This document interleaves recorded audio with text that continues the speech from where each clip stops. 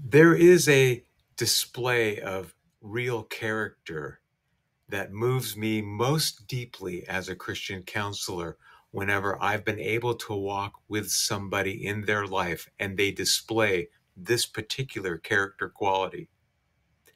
Hi, I'm Bill Faris, and I am a Christian counselor. I want to talk to you today about the character quality of courage.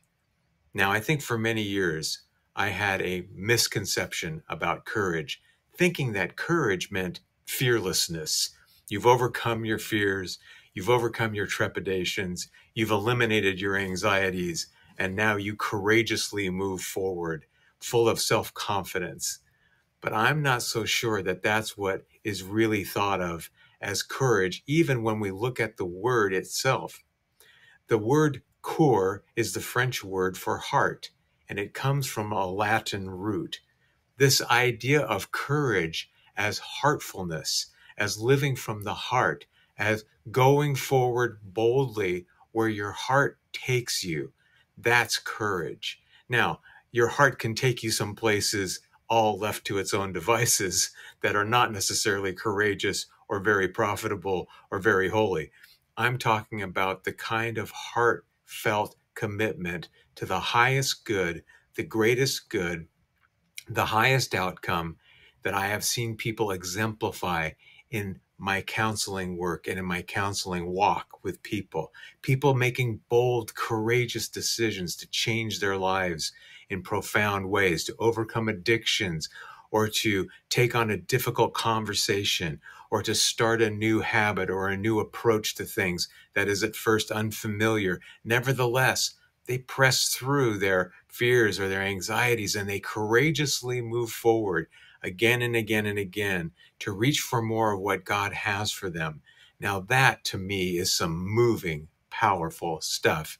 And I will tell you that there have been many times, my clients will tell you, that I have found myself in tears as a story has come back to me, or as I have witnessed in some form or another, a testimony, a feedback loop of courage that has been displayed in a client's life.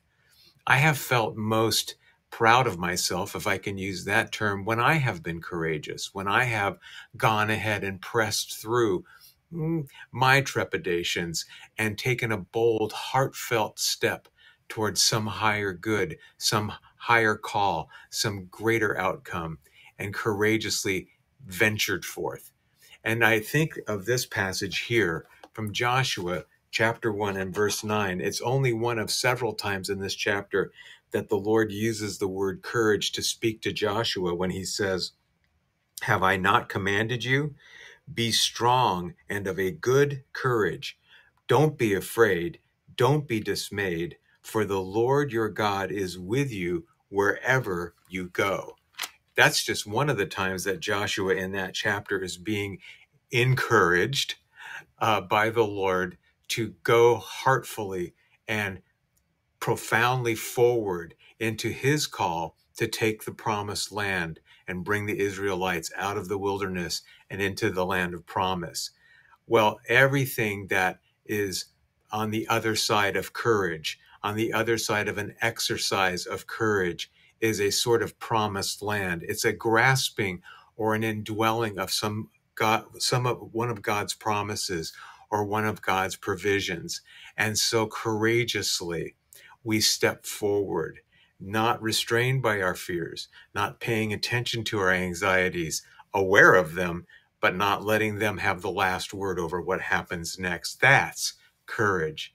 And I want to recommend and commend the character quality of courage to you, where you may be finding a call or a challenge or an opportunity to show courage and go with your heart, go with God's heart into what he has for you in a bold and courageous way.